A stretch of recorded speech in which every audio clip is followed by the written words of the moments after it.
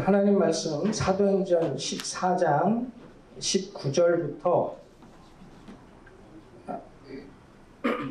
24절까지만 제가 봉독하겠습니다. 사도행전 14장 19절로 24절. 유대인들이 안디옥과 이고니온에서 와서 무리를 초인하여 돌로 바울을 쳐서 죽은 줄로 알고 성 밖에 끌어내치니라. 제자들이 둘러섰을 때에 바울이 일어나 성에 들어갔다가 이튿날 바나바와 함께 더베로 가서 복음을 그 성에서 전하여 많은 사람을 제자로 삼고 루스드라와 이고니온과 안디옥으로 돌아가서 제자들의 마음을 굳게 하여 이 믿음에 거하라 권하고 또 우리가 하나님 나라에 들어가려면 많은 환난을 겪어야 할 것이라 하고 각 교회에서 장로들을 택하여 금식기도 하며 저희를 그 믿은 바 주께 부탁하고 비시디아 가운데로 지나가서 밤빌리아에 이르러 돌을 보가에 전하고 아달리아로 내려가서. 아멘. 제가 지지난주에 파나마 김재환 선교사님이 사역하시는 그 다리엔주 야비사라는 지역에 다녀왔습니다. 이번에 파나마 온라인 신학교 졸업식을 하고요. 9명의 우리 또 정글 목회자들이 졸업을 하게 되었거든요. 팬데믹 동안에 사실 우리에게 주신 귀한 열매가 또 이 온라인 사역을 통한 열매입니다. 정글 지역은 뭐 교육 환경도 좋지 못하기 때문에 정글 지역에 있는 사람들은 거의 초등학교 정도 다니고요. 그래도 부모가 열심히 있는 사람들은 좀 멀리 유학을 보내서 그래도 중고등학교까지 나오고 그러는 수준이에요. 그런데 그곳에서 사역하는 분들한테 우리가 뭐 대단히 높은 신학적 교육이나 또 뭐 목회적인 소양을 준비시키는 것도 쉽지는 않죠. 그래서 그동안 교회 개척을 하고도 제대로 사역을 못 하셨다가 팬데믹 동안에 온라인으로 신학교를 할 수 있도록 도와달라고 부탁을 하셔서 저희가 온라인 신학교를 시작을 해서요. 이번에 2년 만에 9명이 졸업을 했습니다. 그래서 이번에 저도 신학교에 가게 되었는데 진짜 오랜만에 한 10몇 년 만에 정글을 들어가 본 것 같아요. 거기 지금 김재환 선교사님이 사역하시는 곳은 한국에서는 출입 금지 지역이더라고요. 예전부터 게릴라들이 워낙 많이 있었던 지역이라 위험 지역으로 구분이 돼서 지금도 주재원들이나 뭐 거기 나와 있는 사람들, 영사관 사람들은 전혀 갈 수가 없는 지역이라 그래요. 제가 그래서 뭐 수업을 하고 또 새벽에 막 6시에 출발을 해서 정글교회를 갔다 오고 그랬거든요. 한 곳은 보트를 타고 가요. 보트를 타고서 한 40분 이렇게 가는데 악어들이 있더라고요. 이번 신학교 때 강의에 얼마나 은혜가 넘쳤는지 학생이 집에를 갔는데 저녁에 한 9시쯤 선교사님한테 연락이 왔어요. 악어를 잡았는데 드시겠냐고. 그리고 손질을 누가 하냐고 물어봤더니 김재환 선교사님이 직접 하시던데. 그러면 다음에 먹겠다고. 제가 정중하게 양해를 구하고 왔는데요. 또 한 곳은 차로 2시간을 들어갔어요. 차로 2시간을 들어갔는데 이게 길이 얼마나 안 좋은지 2시간 들었다 2시간 나왔는데 전화기에 보니까 8,500보를 걸었다고 나오더라고요. 하도 튀어가지고. 그런데 그곳에 교회가 서고 또 학생들이 이렇게 공부를 하고 사역을 하는 모습을 보면서 참 너무 감사했어요. 근데 이분들이 제가 갔는데 이렇게 별로 반가운 기색이 없더라고. 그리고 저는 이분들이 저를 별로 안 좋아하나? 그런 생각을 했는데 이분들이 너무 순수한 거예요. 아직 때가 그렇게 묻질 않아서 제가 마치 연예인이 됐어요. TV에서만 보던 사람이 눈앞에 나타나니까 어떻게 하질 못해서 오지도 못하고 뭐 손도 못 잡고 뭐 이런 상황이더라고요. 근데 제가 그분들 중에는 1시간을 걸어와야 수업을 들어요. 밤에는 위험해서 갈 수가 없어서 그 지역에 있는 목사님 집에서 자고 가고 그러면서 이 수업을 다 마친 거예요. 제가 졸업식 끝나고 식사를 하면서 이야기를 나누는데 참 이걸 졸업한다는 자체가 은혜더라고요. 이분들이 이걸 해냈다는 게 기적인데 선교사님 말씀은 이분들이 예전에는 성경 구절 하나 읽어놓고 자기 하고 싶은 소리 하는 설교라고 생각을 했는데 온라인 신학교를 하고 나서는 설교가 바뀌었대요. 성경을 이야기하고 성경에서 인사이트를 뽑아서 성경을 전하더라는 거예요.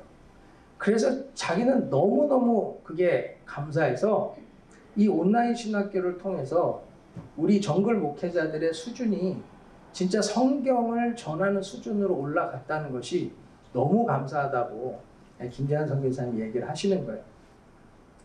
그 중에 몇 명은 정말 포기를 하려고 이걸 할 수가 없으니까 그만둬야 되나라는 생각을 하면서 정말 억지로 여기까지 온 것이 은혜라고 이야기하시는 분들 얘기를 들으면서 참 감사했어요. 근데 제가 그분들하고 이렇게 이야기를 나누고 또 사역을 하면서 우리 단기 선교와 우리 교회 선교가 얼마나 중요한가라는 것을 다시 한번 생각을 하게 됐습니다. 오늘 본문 말씀은 사도 바울이 1차 선교 여행 때에 있었던 일을 기록하고 있어요. 사실 지금 비시디아 안디옥에서 2 안식일 동안 복음을 전하고 결국 거기서도 하나님을 경외하는 자들을 찾았지만 반대하는 세력 때문에 도망가죠. 이고니온으로 와요.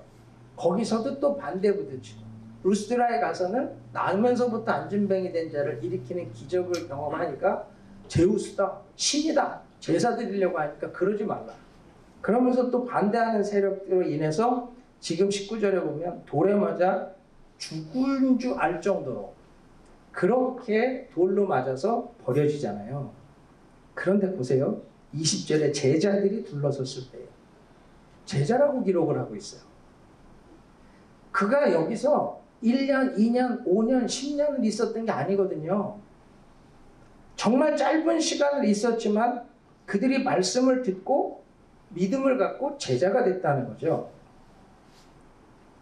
그리고 지금 사도 바울은 자기가 그렇게 핍박을 받고 쫓겨서 도망갔지만 그곳을 다시 가거든요. 죽음을 무릅쓰고 환난을 무릅쓰고 그곳을 다시 가요. 선교를 하러 왔던 거리에서 다시 돌아서 가요. 왜 그러냐면 그 잠깐 뿌린 복음에 세워진 하나님의 사람들, 그들이 걱정돼서 그들을 다시 세우기 위해서 결국 다시 가요. 그러면서 22절에 보면 21절에 복음을 그 성에서 전하여 많은 사람을 제자로 삼고 루스드라와 이고니온과 안디옥으로 돌아가서 다시 돌아가요. 왔던 길을 다시 가서 그가 뭐라고 얘기하죠? 제자들의 마음을 굳게 하여 이 믿음에 거하라 권하고. 믿음에 거하라 권하는, 예수 믿으면 복 받는다, 예수 믿으면 잘 된다, 예수 믿으면 너희들 자녀가 형통하다가 아니고 가서 선물 주고 돈을 주고 먹을 걸 주러 가는 게 아니고 믿음을 굳게 하고 우리가 하나님 나라에 들어가려면 많은 환난을 겪어야 할 것입니다. 하나님의 나라를 소망하게 하면서 그 하나님의 나라에 들어가기 위해 겪어야 될 환난을 이길 수 있도록 격려하고 있다는 거죠. 여러분, 우리가 단기 선교를 잠깐 가는 일이 지금 이것이 선교가 되어줘야 되고 여행이 되면 안 되잖아요. 그런데 지금 우리가 하는 일이 선교가 되어지고 있는지 여행이 되어지고 있는지는 우리 스스로 한번 돌아볼 필요가 있을 것 같습니다. 지금 우리 단기 선교 잠깐 갔다 오는 일이요, 바울이 지금 잠깐 들려 복음 전하는 것과 같다고 저는 생각해요. 그 잠깐의 사역에 제자가 만들어지고 교회가 세워진다면 우리는 정말 주님이 원하시는 이 선교를 하고 온 거겠죠. 지금 23절엔 또 각 교회에서 지금 그 제자들이 모여서 예배 공동체가 형성이 된 걸 의미하죠. 그 예배 공동체를 책임질, 여기서 얘기하는 장로는 지금 우리가 얘기하는 장로는 아닙니다. 그 교회를 믿음으로 격려할 수 있는 지도자를 의미하죠. 그들을 택하여 금식 기도하며 저희를 그 믿음과 주께 부탁하고, 주님께 부탁하고, 그는 또 비스디아 가운데로, 밤빌리아로, 버가로 또 다른 선교 여행을 가고 있다는 거예요. 사랑하는 우리 귀한 동역자 여러분, 우리가 지금부터 정말 다시 한번 점검하면서 계획해야 될 일은, 우리가 하는 단기 선교에 이 제자들이 세워질 수 있어야 되는 거예요. TD도 마찬가지잖아요. 그 3일에 제자가 세워지고 페스카도레들로 인한 예배 공동체가 세워진다는 거, 우리는 이것이 온전히 이루어지기를 원해서 하고 있는 거잖아요. 뭐 인카운터도 마찬가지고, 또 개척 선교를 가도 마찬가지고, 무슨 사역을 하든 우리가 가서 드려지는 그 며칠의 사역이 제자가 세워져야 되고요. 우리는 그들에게 하나님의 나라를 소망하는 믿음을 주고 와야 된다는 거예요. 제가 여러 번 말씀드리지만 우리가 좋은 선교를 하면 안 되거든요. 우리 수준의 선교를 하면 안 돼요. 어느 지역은 어린아이일 수도 있고 어느 지역은 어른일 수도 있어요. 어느 지역은 우리가 가진 거가 너무 어렵고 힘들 수도 있고, 어느 지역은 오히려 우리가 준비가 안 돼서 영성이 밀릴 수도 있어요. 왜냐하면 지금 모든 선교가 프론티어 미션이 아니거든요. 어느 지역은 프론티어 미션이지만 어느 지역은 이미 선교사를 파송하고 교회 개척 사역을 해야 할 만큼 성장하고 준비가 된 지역들도 있다는 거예요. 그런데 우리는 그냥 다 천편일률적으로 우리가 가지고 우리가 하는 것을 벽돌 찍어내듯이 어디 가서든 하고 싶어 하면 절대로 그 사역은 저는 효율성을 맺을 수 없다고 생각합니다. 신학교 강의도 정글에 있는 그 목회자들을 위해서 하는 강의와 다른 지역에서 하는 강의가 수준이 같을 수가 없어요. 우리가 정말로 그 상황과 환경을 이해하고 접근하지 않으면 그냥 우리 좋은 거 하고 와서 와, 하나님 이렇게 하셨다, 그 얘기하면서 마칠 수 있어요. 제가 이번에 파나마 가서도 많은 생각을 했지만 저는 그분들이 너무 귀했어요. 너무너무 귀했어요. 그 어려운 환경에서 공부를 하겠다고 와서 공부를 해본 적도 없는 사람들이 그 강의를 앉아 있는다는 자체도 쉬운 일이 아니에요. 그런데 그런 분들이 졸업을 했다는 게 제가 너무 귀했어요. 그래서 졸업 가운을 제가 일일이 다 입혀줬습니다. 학사모를 다 씌워줬어요. 근데 졸업식 날 표정이 별로 안 좋더라고. 이분들이 기뻐하는 표정이 전혀 없어요. 그리고 선교사님한테 이분들 졸업식이 안 좋은가요? 왜 그러죠? 그랬어요.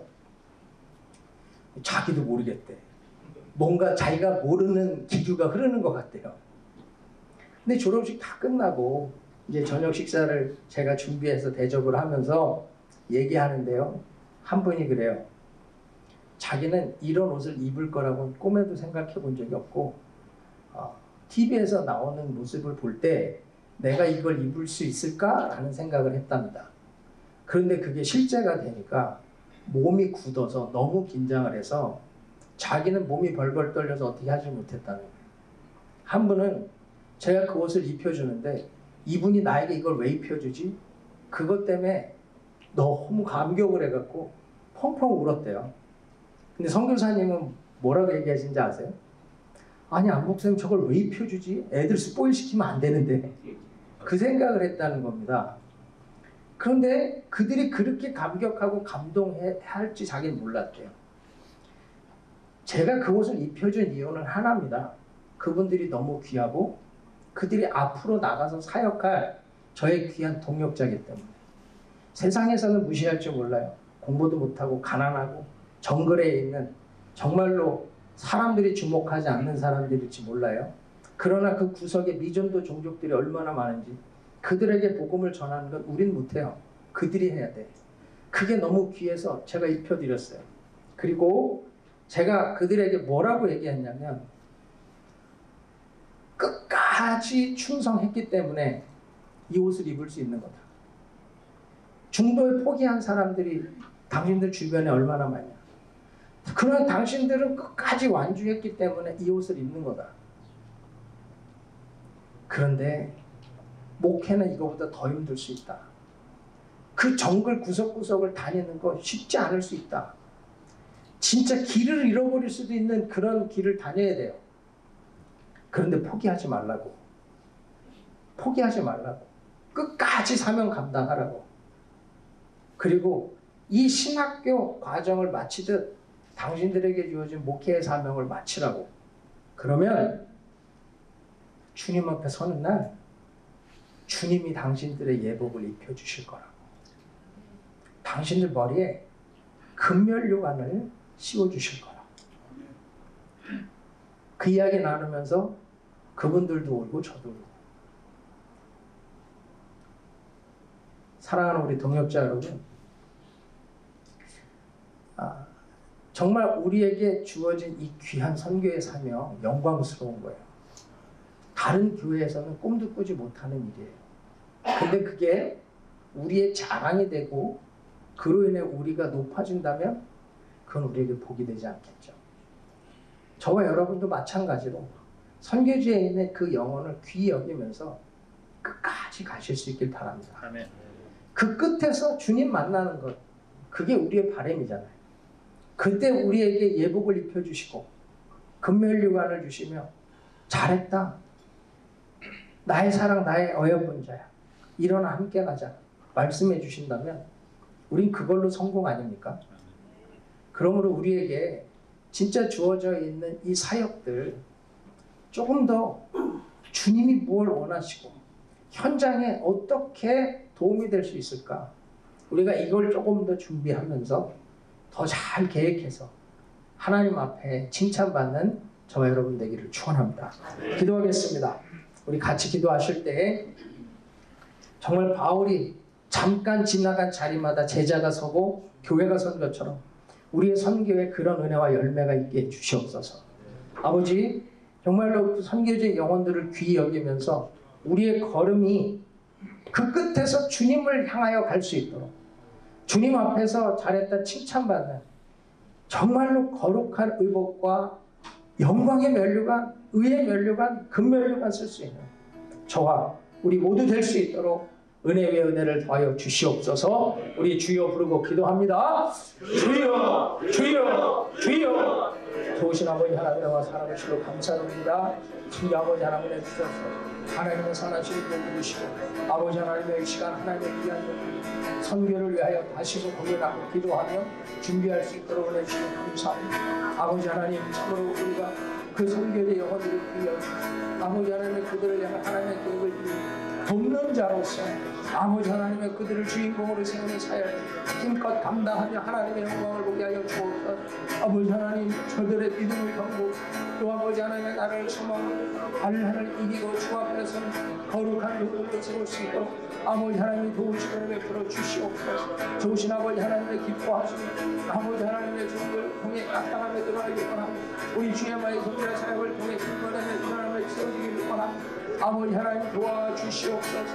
우리 주님 역사하여 주시옵소서.